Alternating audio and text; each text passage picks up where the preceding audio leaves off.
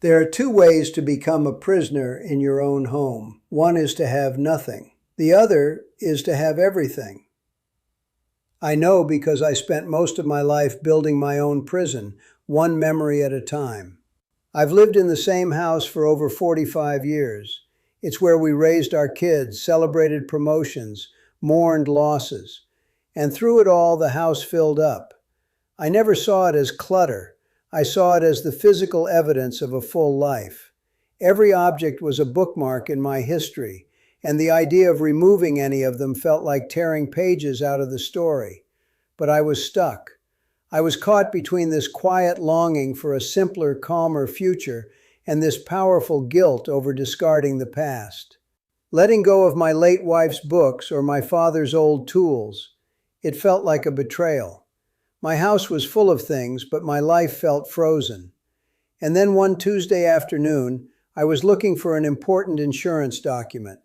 The search took nearly 2 hours and led me nowhere. I ended up just sitting on the floor in a spare bedroom, surrounded by my son's high school diploma and photos from a trip we took 20 years ago. And I had this sudden, gut-wrenching thought. My possessions are no longer serving me. I am serving them. My house is the boss of me, and I am just its tired, unpaid manager. That feeling that you're the janitor of your own past. It's not just about the junk. It's not about the stacks of old newspapers or the boxes you haven't opened in a decade. The really hard part, the part that ties your stomach in knots, is the beautiful stuff, the precious things. My wife, Helen, had this set of teacups, hand-painted, delicate things from her mother. They lived in a glass cabinet in our dining room for 35 years, and they were for a special occasion. We drank tea every single day, Helen and I, every day, but never from those cups. When she passed, the house was so quiet, and one afternoon I was just looking at that cabinet, and the sun was hitting the glass, making the cups almost glow. And I realized their whole purpose in life, to hold warm tea and be part of warm conversations, was never fulfilled. They were just museum pieces in the museum of our marriage. Their job was to be looked at, not used. I took one cup for myself, just one, and I gave the others to my nieces and my daughter-in-law. And I told each of them the same thing. Please, use these. Make a mess with them. Let them get chipped. Don't let them die in a cabinet. And look, if your home is full of things that are too good to use, I promise you, you are not alone. So many of us were taught to save the best for a future that might never show up. It comes from a place of love, I know it does. But it's a love that ends up suffocating the very thing it's trying to protect. I thought it was just a feeling I had, this constant, low-level hum of anxiety in my own house. But then I came across a study from Princeton University, of all places, and it said that physical clutter actually competes for your brain's attention. It makes your brain work harder just to filter it all out, and that increases stress. It wasn't just in my head. My house was literally making me tired. But it wasn't just the precious things that were holding me hostage. It was the mountain of things I was keeping out of fear. And that fear, it was a fortress. It had walls so high I couldn't see over them, built from stacks of old newspapers, boxes of inherited guilt, and 1,000 tiny obligations to a life I wasn't living anymore.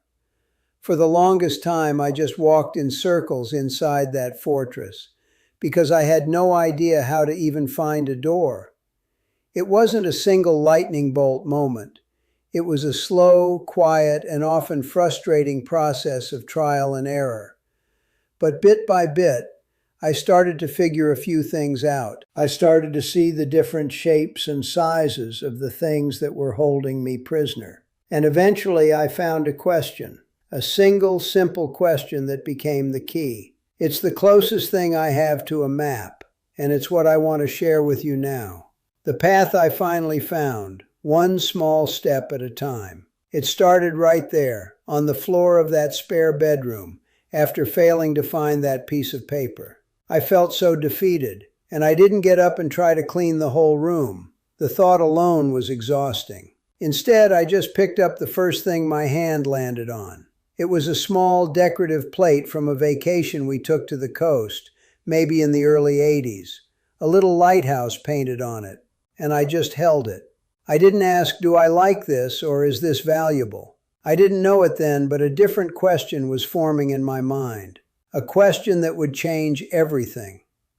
I started thinking about this idea of a lifeboat. You know, a whole life is like being on a huge cruise ship. You collect things, fill cabins, have big parties. It's wonderful. But eventually, for the next part of the journey, the quieter part, you don't need the cruise ship anymore. You need a lifeboat. And you can't take everything into the lifeboat. You only take what you need for the journey ahead. So I looked at this little plate, and I asked the question, the one question that became my map. Does this object support the life I want to live now? Does this go in the lifeboat? Not the life I had, not the life my kids remember, the life I, an almost 80-year-old man, want to live today. A life that is calm, clear, and easy. The plate was a sweet memory, yes, but it didn't support that future. It was just another thing to dust, another thing to worry about breaking. It wasn't essential for the lifeboat.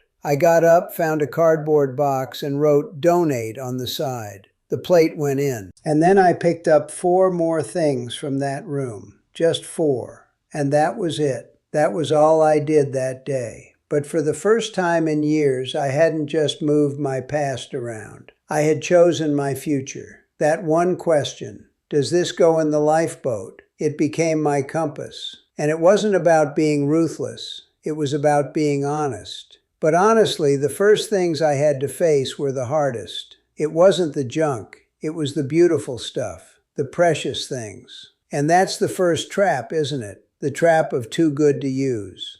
I already told you about Helen's teacups, how they sat in that cabinet for 35 years, waiting for a special occasion that never arrived. And when I finally gave them away, I told my nieces, please, let them get chipped. Don't let them die in a cabinet. Because I finally understood. If you have a home full of things that are too good to use, you're not alone. So many of us were taught to save the best for a future that might never show up. It's a sign of love for the object, I know it is. But it's a love that ends up suffocating the very thing it's trying to protect. But it wasn't just the precious things that were holding me hostage. It was the mountain of things I was keeping out of fear. You know the stuff. The just-in-case pile. My study was a museum dedicated to just-in-case. Stacks of newspapers from 1998 with articles I was definitely going to read. A whole box of cables for phones and computers I haven't owned in 15 years. Now, I know what you're probably thinking because I thought it for decades. But what if I get rid of something I need later? That question kept me stuck for years. And you know what? It happened. I gave away a perfectly good electric drill, and 3 months later, a loose board on the deck needed fixing. I felt like a fool for about 5 minutes. Then I drove to the hardware store, bought a new one for $20, and fixed the board. It was not the catastrophe I had spent my life planning for. It was just an errand, a small price to pay for daily peace. I call it the calm tax. Letting go of my own just-in-case items was one thing. The next step was far harder, letting go of other people's. The burden of inherited guilt. When my mother passed, I inherited her dark, heavy, ornate dining room sideboard. It was a beautiful piece, but it didn't fit our home or our life. For 20 years, it just sat there, dominating the room. I dusted it, I polished it, and if I'm being honest, I privately resented it. The turning point came when I asked my own son, who was setting up his first home, if he wanted it. He looked at it, then at me, and said so gently, "Dad, I love that it was Grandma's, but it's just not me."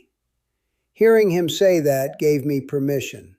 I realized my mother's legacy was her love, not her furniture. A few weeks later, I sold it, and the man who bought it was so happy. He saw its beauty, not its obligation. And if you are the reluctant keeper of your family's history through objects you don't love, please know this. Your love for the person is not measured by the square footage their things occupy in your home. You are allowed to keep the memory and release the object. And that's what the lifeboat question really forces you to do. It's not just about what you discard, it's about what you consciously choose to keep. I used it on my bookshelves. I had hundreds of books. Many were business and engineering textbooks from a career I'd left 20 years ago. Did they support the life of a curious retired man who loved history and poetry? No. They supported the life of a man I used to be. That was the hardest objection for me to overcome in my own head. My things were my memories.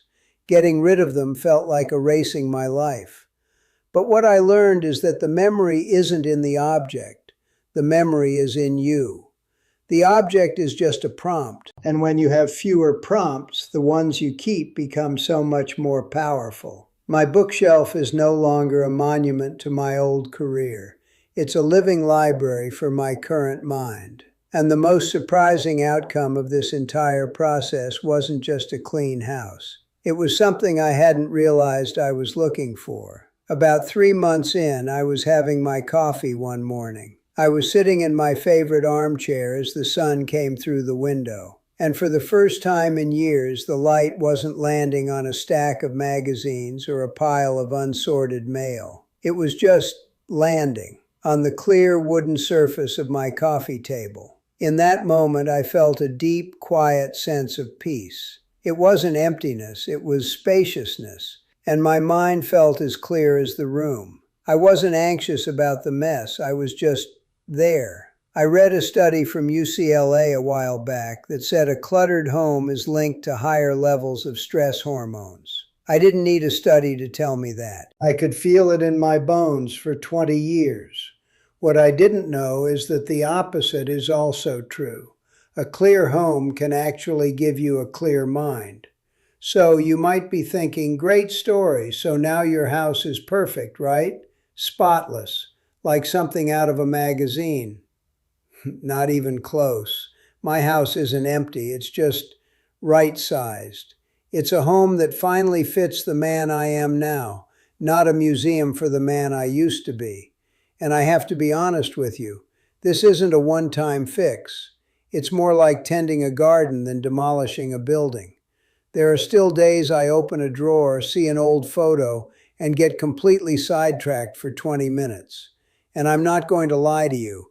In the back of the closet in my study, there is one last cardboard box. I know what's in it. It's the last of my wife's papers, some of her research notes. I haven't been able to bring myself to go through it yet, and I've decided that's okay. The lifeboat doesn't have to be empty. It just has to be seaworthy. My home is not a model of minimalist perfection, and it never will be. But here's what has changed. The house doesn't run me anymore. That low-grade hum of anxiety, that feeling of being a caretaker to my own past, it's gone. It's been replaced by a quiet that I can actually enjoy. I still have moments where I think, oh, I wonder where that old whatever it was went. But the feeling is a flicker, not a fire. And it's quickly replaced by the profound comfort of knowing where my actual important papers are. That in itself is a form of peace I had forgotten existed. This was just my path. Your path will look different. Maybe you'll be faster or slower. Maybe you'll keep things I got rid of, or get rid of things I kept. There's no single right way. The only right way is the one that lets you breathe in your own home. The one that leaves you with a feeling not of emptiness, but of quiet, spacious possibility. At the beginning of all this, I mentioned that there are 2 ways to become a prisoner in your own home. One is to have nothing. The other is to have everything. For decades, I was a prisoner of everything. But what this whole journey has taught me is that the goal isn't to escape a prison. It's to provision a lifeboat. You're not abandoning the ship of your past. You are carefully and lovingly choosing what you need for the journey that's still ahead. You're making sure that your home, your most personal space in the world, is on your side, that it's a source of peace, not a source of stress. Your home should be a prologue to your tomorrow, not an archive of all your yesterdays. And I would love to hear from you on this. Look around you, right where you are now. What's one single thing you can see that truly and actively supports the calm life you want to live today? Tell me about it in the comments below. I read them. And if this is the kind of conversation that resonates with you, I hope you'll stick around, because there's so much more to talk about.